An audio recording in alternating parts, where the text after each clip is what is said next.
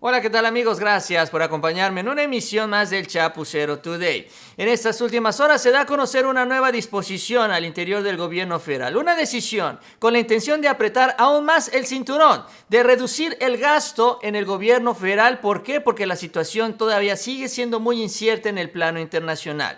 Y es que en las últimas horas, en lugar de que las cosas mejoren, van empeorando. En lugar de que el petróleo baje, va subiendo, y con esto también la gasolina va subiendo. Y para que el presidente pueda cumplir con el compromiso de mantener la gasolina en precios estables, esto significa que el gobierno tiene que dar más subsidios, tiene que gastar más en esta estrategia federal. De esto vamos a platicar el día de hoy, de todas estas decisiones que están ya presionando de manera importante las finanzas del gobierno federal, a pesar, y ojo, y hay que decirlo, de que ha avanzado mucho el gobierno del presidente López Obrador mejorando la recaudación. Y por si fuera poco, también vamos a hablar del escenario internacional entre Rusia y Estados Unidos, porque Estados Unidos quiso apretar a los rusos enviando misiles. Rusia se molestó con una serie de advertencias y Biden se echó para atrás. También de este episodio vamos a hablar, que generó también más incertidumbre en todo este escenario. Así que les invito que me acompañen durante los próximos minutos. Si les gusta el video, también les invito a que se suscriban al canal y les agradezco mucho ese like. Y vamos a iniciar. Y vamos a arrancar con esto que viene sucediendo allá en Europa, en donde están tomando también una serie de decisiones que nos están afectando a todos por igual, todos en el planeta, porque esto es justamente lo que impulsa que suban los precios del petróleo, que suba el precio del combustible, que se dé esta inflación que nos está golpeando en el bolsillo a todos, y las cosas no están mejorando. La verdad es que no entiendo qué es hasta dónde están dispuestos a llegar. Y es que en estas últimas horas lo que se acordó finalmente en la Unión Europea, después de varios días de negociaciones, es que se pudiera ya suspender la importación del petróleo de Rusia. Algo que les ha costado porque, bueno, algunos países dependen más del petróleo ruso que otros, y ahí se tuvo que buscar un consenso entre todos los países para alcanzar esta decisión. Lo que se acordó entre los jefes de Estado y el gobierno de la Unión Europea este lunes es prohibir de inmediato más de 2/3 de las importaciones del petróleo ruso. Esta fue la decisión inmediata, y poner fin al 90% de ellas para finales de año, con el objetivo ya de prácticamente eliminar lo que es la compra de los energéticos rusos, del petróleo en lo particular, en este 2022. Esta medida, dice, pretende secar las fuentes de financiamiento de la maquinaria de guerra de Moscú. Esa es la idea, esa es la estrategia.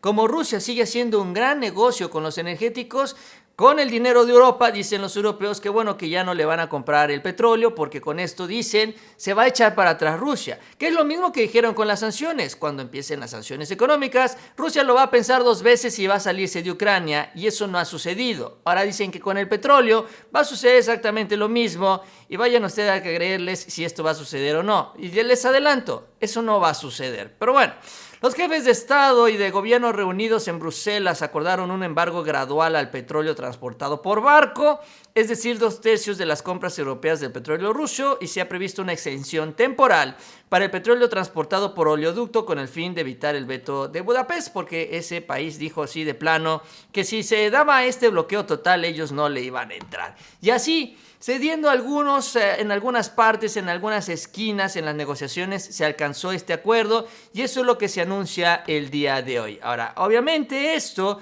pues lo que provoca es movimiento en el precio del petróleo, y lo que sucedió prácticamente de inmediato es que se dio este incremento en el precio del barril, sobre todo en el Brent, que es el indicador internacional, que llega ya hasta $120 por barril. Incluso es el nivel máximo que se tiene desde el mes de marzo, cuando inició este conflicto. No había llegado a tener este precio tan alto, pero ahora, tras esta decisión en Europa, pues empieza a incrementar ya cada vez más el precio del barril. Ahora, a esto hay que sumarle que China ya está empezando a abrir sus ciudades, porque acuérdense ustedes que a China le dio, pues ya la pandemia del Omicron le pegó un poco después que a todo el resto del mundo. Finalmente ya están saliendo ellos de esta etapa, se están reactivando las actividades y están empezando a demandar más energéticos. Hay más demanda, y esto a su vez hace que también suba el petróleo. Entonces, entre estos dos efectos tenemos este incremento nada más el día de hoy, que eventualmente también se puede seguir incrementando aún más en los días siguientes. Y obviamente, al subir el precio del petróleo, hablamos que sube el precio de la gasolina, que de por sí ya está en niveles históricamente altos. Por ejemplo, en Estados Unidos, lo que se revela para este fin de semana, que es también además el puente de la fecha de los caídos, el precio de la gasolina alcanzó un nuevo récord allá en los Estados Unidos. Un precio sin precedentes, pues por cada galón se están pagando hasta $5. El promedio nacional es de $4.62, que se dice es 44 centavos más de lo que se pagaba hace un mes. Y lo interesante es esta comparación. Hace un año, el 30 de mayo del año pasado, un galón costaba $3, prácticamente $2 menos de lo que actualmente está costando la gasolina en los Estados Unidos, y esto mismo se refleja en otras partes del mundo. Este es también un problema que está arrastrando los precios en general de la inflación, porque todos los alimentos y los productos se mueven con los combustibles, y esto es lo que estamos enfrentando desde hace tiempo, que conocemos muy bien, solo que se está acentuando, y se está acentuando justamente por esto, por la decisión de boicotear el petróleo de Rusia. Esto estaría afectando la oferta internacional de petróleo, y por eso es que está subiendo el precio de este insumo. Entonces, ese es el escenario mundial. Eso es a lo que nos vamos enfrentando ahora. ¿Cómo nos pega en México?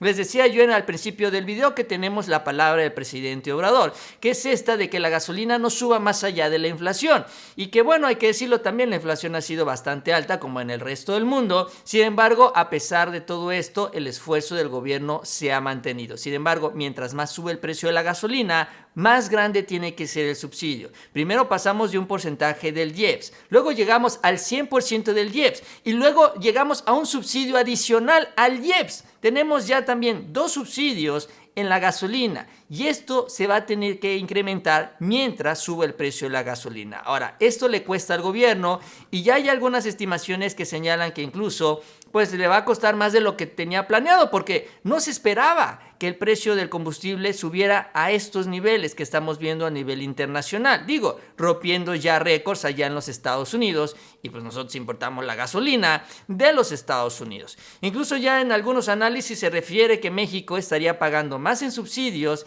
de lo que eventualmente se estaría ganando por la exportación del petróleo. ¿Por qué? Bueno, porque finalmente la gasolina se vende más cara que el petróleo, y a pesar de que se tiene un muy buen negocio de exportación, pues evidentemente pues el gasto sigue siendo también muy significativo. De acuerdo a los datos, los subsidios a la gasolina y el diésel ahora le están costando al gobierno más del doble de la ganancia adicional que el productor de petróleo obtiene de los precios altos de crudo que nosotros tenemos. Pues esto de acuerdo a las estimaciones de Bloomberg, de esta agencia, señalando que, dice, se espera que la gasolina, los subsidios, perdón, a la gasolina y el diésel alcancen $2.390 millones, esto durante el mes de mayo, que ya está prácticamente por terminar. Ese sería, digamos, el costo del subsidio. Y bueno, lo que se espera que las exportaciones, los ingresos de Pemex sean de $1.040 millones, que serían prácticamente 1.300 aproximadamente millones, 1.350 millones de dólares menos entre el subsidio, lo que se tiene que pagar para mantener los precios de la gasolina, y de lo que se recibe por las exportaciones de crudo. Entonces, dicen ahí, este es el problema en donde ahora el gobierno federal va a tener que enfocar algunos recursos para poder mantener este compromiso del presidente López Obrador. Y sí, en un principio no se esperaba, honestamente, gastar tanto en estos subsidios, pero la realidad es esta, lo que venimos hablando a nivel internacional. Ahora, la ventaja y lo bueno es que el presidente López Obrador, desde que inició su gobierno, ha iniciado también una estrategia para recaudar más impuestos. No subiendo más impuestos, sino también, sabemos, cobrándoselo a los ricos, a los que no pagaban los impuestos. Y de esta manera también se ha hecho más eficiente todo este proceso. Y la ventaja, a pesar de que este escenario se mira muy complicado, es que el gobierno federal ha mejorado sus ingresos. Incluso en el mes de abril se reporta que se incrementó en 14% los ingresos del gobierno federal. Subieron 14.2 en abril al sumar 336,000 millones de pesos, principalmente por la recaudación del IVA y del ISR. Y en contraste está el IEPS, que es justamente pues los subsidios a la gasolina, en donde el IEPS tuvo una caída prácticamente del 70%, porque hay que recordar que el subsidio es que el gobierno pues deja de cobrar el IEPS a la gasolina, entonces ese ingreso lo deja de recibir el gobierno y por eso es que se cae en la recaudación un 70%. Entonces, a pesar de esta caída, que es bastante significativa, 70% en el IEPS, se tiene un aumento en la recaudación, lo cual también permite al gobierno mantener este equilibrio, que es lo que va a buscar el presidente. Ahorita la estrategia del juego es esta: mantener los ingresos del gobierno, mantener el compromiso del presidente y no caer en la deuda, que también es otro de los compromisos del presidente López Obrador. Y en esta estrategia también, y en este escenario, es donde se da a conocer también una de muchas decisiones que yo creo que vamos a ver en los próximos días, porque bueno, el presidente ha adelantado que cuando se tenga que apretar el cinturón el gobierno, se lo va a apretar cada vez más, de acuerdo también al contexto que estén enfrentando, como el que estamos platicando. Y lo que se da a conocer es que la Secretaría de Hacienda congela contrataciones en el gobierno a la voz de ya, inmediatamente, exceptuando en las Fuerzas Armadas, el IMSS y las embajadas. La Secretaría de Hacienda ordenó suspender las contrataciones para todo este año, para el 2022, a todas las dependencias, los órganos administrativos desconcentrados y entidades de la administración pública, lo que incluye al Instituto Politécnico Nacional, al Aeropuerto de la Ciudad de México, COFEPRIS, CONACYT, al Instituto Nacional de Antropología e Historia, entre otras. También aplica para los órganos reguladores coordinados en materia de energía, la Oficina de la Presidencia y los tribunales agrarios, por citar a dependencias adicionales. Las únicas excepciones, pues las que comentábamos, ¿no? En la Sedena, en la Marina, en la Guardia Nacional, en el IMSS Bienestar, las embajadas y los consulados. Entiendo yo, el IMSS Bienestar tiene que ver con la contratación de los médicos, que es un tema que también hemos estado comentando y se ha estado comentando en Palacio Nacional. Solo estas áreas, solo estas dependencias podrán realizar contrataciones en este 2022. En el gobierno, dicen, no podrán formalizar ninguna contratación para la ocupación de plazas presupuestales de carácter permanente, de plazas de carácter eventual y de prestación de servicios profesionales. Entonces, con esto, lo que se evita es que suba el gasto corriente, de que el gobierno, ahora que está necesitando recursos para todas estas acciones y palabras del presidente, pues no caiga en esto, ¿no? En este escenario en donde se den contrataciones innecesarias y se vayan los recursos en estas mismas contrataciones. Eso es lo que se define también por parte del gobierno federal. Y entiendo yo, bueno, tendremos más información sobre este tema y eventuales decisiones que también se estén impulsando por parte del presidente López Obrador. Pero hay que enfrentar este escenario, que repito, se complica por las decisiones que se están tomando allá en Europa por parte de Estados Unidos y sus aliados, que están presionando la economía del mundo. Y insisto, yo no acabo de entender qué es lo que están tratando de hacer, porque también ellos, al igual que a nosotros, están afectando a sus ciudadanos, están afectando a su pueblo con elevadas inflaciones y también con el temor de una carestía en el tema de los alimentos, que es otro de los escenarios. Pero bueno, por si fuera poco con el tema de los energéticos, también se dio un episodio en estos últimos 2 días con un tema más grave en cuanto al conflicto, que es el asunto de unos misiles. Porque resulta que en estos últimos días, en el caso de Estados Unidos, adelantaron que iban a enviar sistemas de lanzacohetes de largo alcance a Ucrania, sí, así de ese nivel, que se preparaban para reforzar el armamento que se iba a enviar a ese país con estos misiles de largo alcance, que están entre las principales peticiones de funcionarios ucranianos. Esto salió a través de varias fuentes y algunos funcionarios del Pentágono que señalaron que eso se estaba valorando. La administración se inclina por enviar los sistemas como parte de un paquete más amplio de ayuda militar a Ucrania, que podría anunciarse incluso la próxima semana. Y entonces empiezan a manejar esta idea, esta posibilidad de acercar todos estos artefactos que pues iban y podían alcanzar también objetivos en territorio ruso. Y eso es lo que prende las aletas. Tras conocer esta información, el embajador de Rusia en los Estados Unidos empieza ya a hacer una serie de declaraciones y a enviar unas advertencias a nombre del gobierno de su país. El embajador de Rusia Señaló que su país espera que prevalezca, dijo, el sentido común y Washington no envíe estos misiles de largo alcance a Ucrania. Esta información, que dijo, debe ser verificada a fondo. Por el momento partimos de la declaración del portavoz del Pentágono, John Kirby, dijo el embajador de Rusia, de que no se tomó una decisión definitiva al respecto. Calificó además el paso de muy provocador, así lo calificaron los rusos, señalando además que existe el riesgo de que estos medios sean desplegados cerca de las fronteras rusas y los ucranianos tengan la oportunidad de atacar ciudades de este país, situación, dijo, que es inaceptable para Moscú. Entonces, desde Rusia empiezan a enviar esta serie de advertencias, sobre todo porque sería una provocación y esto provocaría además, a su vez, la escalada del conflicto ya en la región y sobre todo entre Rusia y Estados Unidos, algo que a pesar de todo se ha mantenido en cierta estabilidad. Y entonces se empiezan a prender las alertas y se empieza a generar la tensión, sobre todo por esta decisión, la eventual decisión de los Estados Unidos. Ahora, lo que se da a conocer el día de hoy por la tarde, tras esta serie de advertencias, es que finalmente y afortunadamente ya esta situación no va a escalar, porque Estados Unidos cedió ante las advertencias justamente de Rusia. Bueno, ya aparece este anuncio. Vamos a ver si lo podemos quitar. Dice... Ahí lo tenemos. El presidente de Estados Unidos ha afirmado que Estados Unidos no enviará a Ucrania sistemas de cohetes que puedan alcanzar a Rusia, fue lo que señaló.